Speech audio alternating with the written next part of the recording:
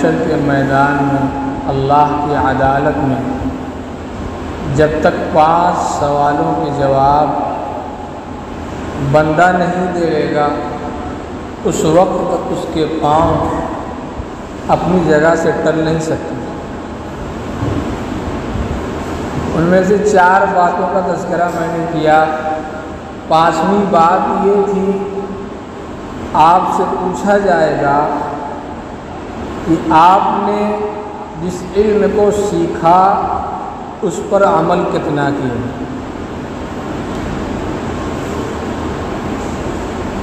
ایک تو یہ ہے کہ آدمی سیکھے ہی نہ، اگر عدالت کے قانون کسی کو معلوم نہ ہو اور وہ جرم کر بیٹھے تو عدالت میں آپ کو اس اعتبار سے نہیں چھوڑا جائے گا، اس وجہ سے عدالت آپ کو معاف نہیں کرے گی کہ آپ کو قانون ہی نہیں معلوم۔ آپ کو قانون معلوم کرنا چاہیے۔ آپ جس ملک کے اندر رہتے ہیں اس ملک کے قوانین کی جانکاری آپ کو رکھنی ہوگی کہ ہمیں اس ملک میں کیسے رہنا ہے، کیسے جینا ہے۔ تو یہ کہہ کر چھٹکارا نہیں ملے گا کہ ہمیں یہ معلوم نہیں تھا۔ آپ جب شریعت مطہرہ میں رہتے ہیں تو آپ کو اس قوانین کا علم رکھنا ہوگا، نماز کا علم جو ہے آپ کو رکھنا ہوگا، جو چیزیں حرام ہیں، ناجائز ہیں، مکروہ ہیں، مکروہ تنزیہی ہو یا تحریمی ہو، ان کا علم ہے آپ کو رکھنا ہوگا۔ آپ زہر کھا لیں اور آپ یہ کہیں کہ مجھے معلوم نہیں تھا یہ زہر ہے، کہ آپ کی جان بچ جائے گی؟ ارے کشا کوئی بچ جاتا ہوگا، ورنہ زہر کھانے کے بعد تو یقینی موت ہے۔ کسی کا گلا کٹ جائے وہ باقی رہے گا، یقینی ہے موت۔ تو جب آپ شریعت مطہرہ میں رہتے ہیں تو آپ اس کے مطابق زندگی گزاریں۔ اللہ کے حبیب صلی اللہ علیہ وسلم نے فرمایا طلب العلم فریضۃ علی کل مسلم، ہر مسلمان مرد اور عورت پر اپنے مذہبی قوانین کو، اپنے مذہب کی چیزوں کو جاننا ضروری ہے۔ اب اگر کوئی آدمی علم نہ سیکھے تو یہ خود غلط کر رہا ہے، یہ اپنے اوپر ظلم کر رہا ہے۔ اور غضب بالائے غضب تو یہ ہے کہ علم سیکھ کر کے معلوم تھا کہ یہ گناہ ہے، پھر اگر تم نے اس گناہ کو کیا تو تم نے گناہ کو دوبارہ کر دیا، تم نے اپنے گناہ کو اور بڑھا دیا۔ اللہ تعالیٰ ارشاد فرماتے ہیں أَتَأْمُرُونَ النَّاسَ بِالْبِرِّ وَتَنْسَوْنَ أَنفُسَكُمْ وَأَنْتُمْ تَتْلُونَ الْكِتَابَ۔ آج ہمارے یہاں بہت رائج ہے، بڑا بھائی چھوٹے بھائی کو سمجھائے گا بازار مت جایا کرو، غلط دوستوں کے ساتھ مت اٹھا بیٹھا کرو، موبائل مت دیکھا کرو، رات میں سویرے سو جایا کرو، ان کو کیا ہے الٹی پلٹی مت بکا کرو، ایک دوسرے کی غیبت مت کیا کرو، لیکن خود بڑا بھائی وہی کرتا رہے۔ حافظ صاحب دوسرے کو سمجھاتے ہیں اور خود وہی کرتے ہیں۔ قرآن کہتا ہے أَتَأْمُرُونَ النَّاسَ بِالْبِرِّ، تم بھلائی کا حکم تو کرتے ہو، لوگوں کو غلط چیزوں سے روکتے ہو، گناہ اور معصیت سے تم انہیں روکتے ہو، لیکن خود تم گناہ کرتے ہو۔ وَتَنْسَوْنَ أَنفُسَكُمْ، خود کو بھلا بیٹھے ہو۔ ارے بھائی پہلے خود بچو، قرآن کیا کہتا ہے قُوا أَنفُسَكُمْ، جہنم کی آگ سے پہلے خود کو بچاؤ، ورنہ دریا میں ڈوبنے والا تنکے کا سہارا ڈھونڈتا ہے، جو خود ڈوبتا ہوں وہ تمہیں کیا بچائے گا؟ وہ بچائے گا نہیں، تمہیں بھی لے ڈوبے گا۔ کہتے ہیں نا خود تو ڈوبے ہیں صنم، تم کو بھی لے ڈوبیں گے۔ قُوا أَنفُسَكُمْ کیا کہتا ہے؟ سب سے پہلے اپنے آپ کو بچاؤ۔ أَتَأْمُرُونَ النَّاسَ بِالْبِرِّ وَتَنْسَوْنَ أَنفُسَكُمْ وَأَنْتُمْ تَتْلُونَ الْكِتَابَ، قرآن بھی تم پڑھتے ہو، قرآن کی تعلیم بھی تم سیکھتے ہو، بھلائی کا حکم کرتے ہو، لیکن خود کو تم بھلا بیٹھے ہو۔ اللہ کے حبیب صلی اللہ علیہ وسلم نے فرمایا میں نے معراج کی شب جب اوپر گیا، آسمان پر گیا، میں نے ایک شخص کو دیکھا، اس کے ہونٹ کینچیوں سے قطرے جا رہے ہیں۔ وہ کون سی قینچی تھی؟ ایک تو جہنم کی قینچی، دوسرے وہ قینچی جہنم کی آگ کی تھی۔ کس کی؟ جہنم کی آگ کی۔ जहन्नम की आग की कैंची से उसके होंठ कतरे जाने। अल्लाह के हबीब सल्लल्लाहु अलैहि वसल्लम ने पूछा, भाई ये कौन है? जवाब आया कि ये वो लोग हैं जो दूसरों को भलाई का हुक्म करते हैं लेकिन खुद उस पर अमल नहीं किया करते। दूसरे को, छोटे बच्चों को, छोटे भाई को कहेंगे बाबू जाइए नमाज पढ़ाइए और खुद बिस्तर पर पड़े रहे, शर्म भी नहीं आती। तालीम का तरीका क्या होना चाहिए? आप उठ करके अपने गर्म बिस्तरों को छोड़ करके जब मस्जिद की तरफ बढ़ोगे तो तुम्हारा मासूम बच्चा भी तुम्हारे कदम बकदम चलेगा, शाना बशाना तुम्हारे चल करके वो भी मस्जिद जाएगा। तालीम का ये तरीका है, अदब का ये तरीका है, सिखाने का ये तरीका है। और वो बच्चा वो ये समझ रहा है कि मेरे अब्बा तो कह रहे हैं मस्जिद में जाने के लिए, एक दो बार आपकी बात सुनेगा, फिर वो आपके मुंह पे कहेगा अब्बा जान आप क्यों नहीं जाते, आप हमें भेजते, आप क्यों नहीं जाते? लगता है यहाँ रहने में मजा है, वहां मजा नहीं, इसलिए आप तो समझदार आप यहाँ पड़े हुए। तो तालीम नहीं सीखेगा। अल्लाह के हबीब सल्लल्लाहु अलैहि वसल्लम ने फरमाया कि क़यामत के दिन कुछ लोगों को पकड़ करके जहन्नम में फेंक दिया जाएगा और उनको फेंका जाएगा तो उनकी अकड़ियाँ निकल जाएंगी। निकलने के बाद वो अपनी अकड़ियों के पीछे पीछे घूमेंगे, पीछे पीछे घूमेंगे, वो नचाएगी, ये नाचते रहेंगे, नाचते रहेंगे। अब तो नहीं, पहले कोल्हू का बैल हुआ करता था, कोल्हू का बैल, ये पुराने लोग जानते होंगे, वो गोल गोल नाचता रहता था, नाचता रहता था, नाचता रहता था।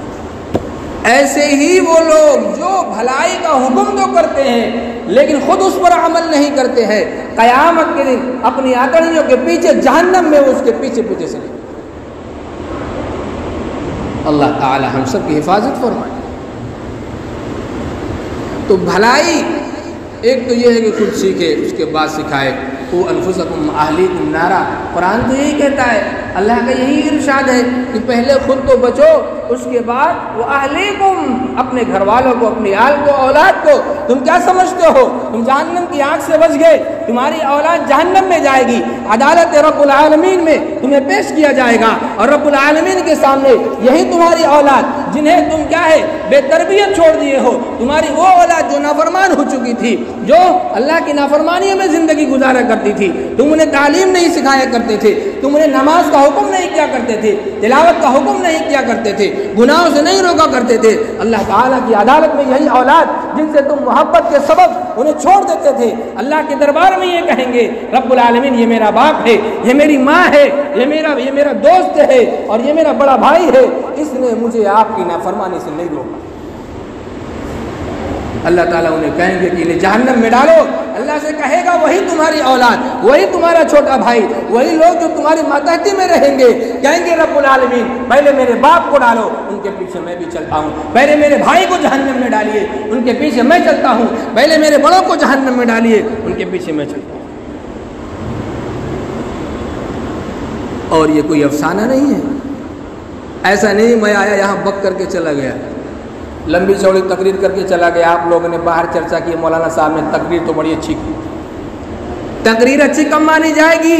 जब कही हुई बात पर अमल कर लिया जाए, वरना तो आप बाहर जो निकलेंगे, स्टेज पे जो छमाछम बजता रहता है, उस पर नाचने वाली नाचते रहती हैं, गाने वाली मुगन्नियाँ गाना भी गाया करती हैं, वो तो दिल को और भाता है, वो तो दिल को और भाता है।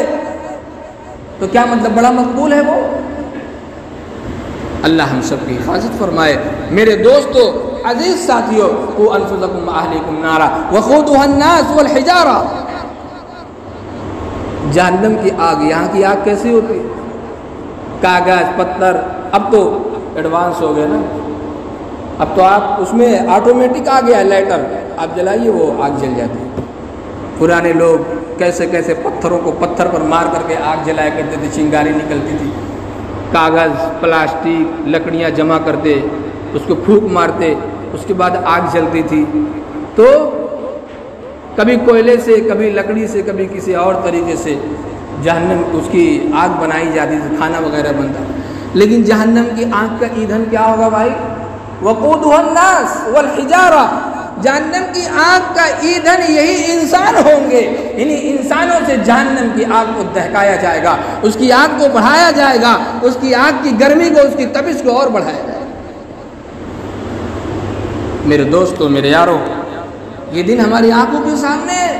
ایسا لگتا ہے کہ ابھی بہت دن ہے. نہیں میرے دوستو, بڑے بڑے لوگ, قوت والے, طاقت والے, حکومت والے, تاج و تخت والے زمیں بوس ہو گئے, دنیا ان کا نام بھول گئی. لیکن آج وہ لوگ یا تو جنت میں ہوں گے یا جہنم میں ہوں گے. جنت اور جہنم کا فیصلہ تو قیامت کے بعد ہوگا, لیکن علیین اور سجین بنا دیا ہے اللہ نے. نیک لوگوں کی روحیں یہ علیین میں جایا کرتی ہیں, اور بدبختوں کی اور ناکاروں کی روحیں سجین میں جایا کرتی ہیں. وہاں عذاب ہوتا ہے,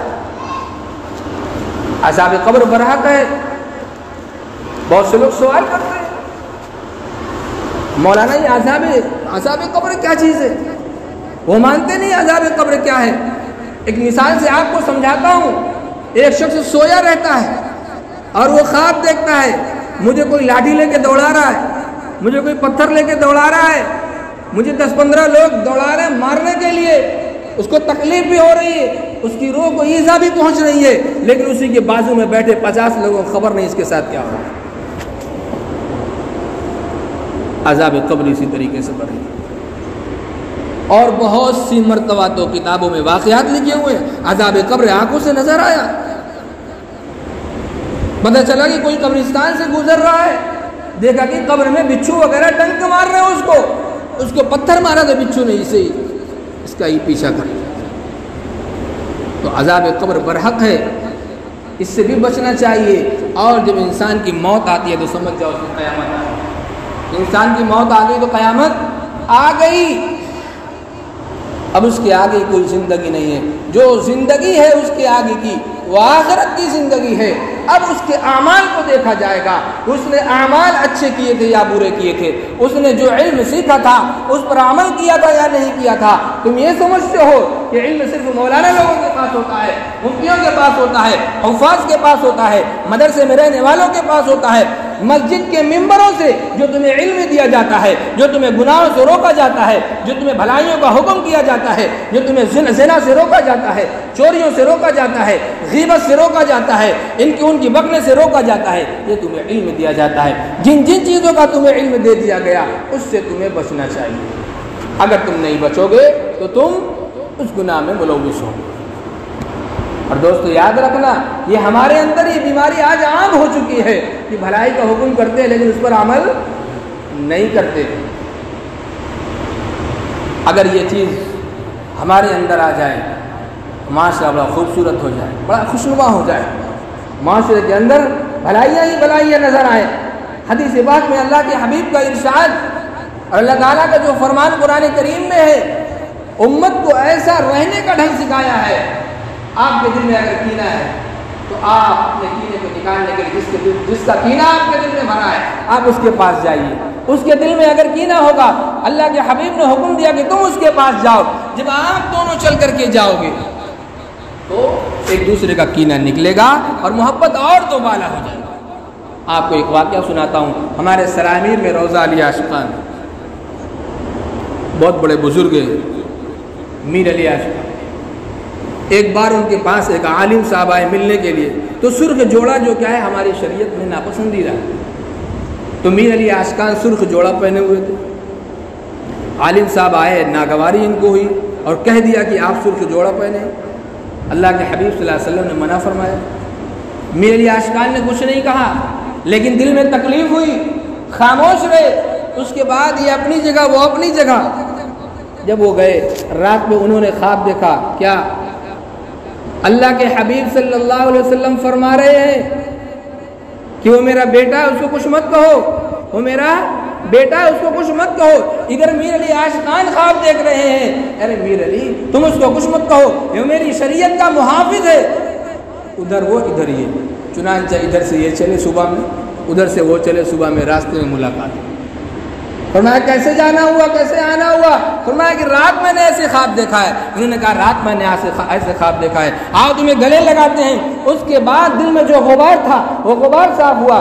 شریعت اس طریقے سے ایک دوسرے کو ملاتی ہے، جو تمہاری محبت پہلے کم تھی اب تمہاری وہ محبت اور بڑھ گئی۔ چنانچہ میر علی عاشقان کے پاس آئے اور وہیں رہ کر کے اپنے قلب کی اصلاح کرا لی، اور اصلاح کرنے کے بعد ایک زمانہ آیا، میر علی عاشقان نے انہیں اجازت اور خلافت سے سرفراز فرمایا۔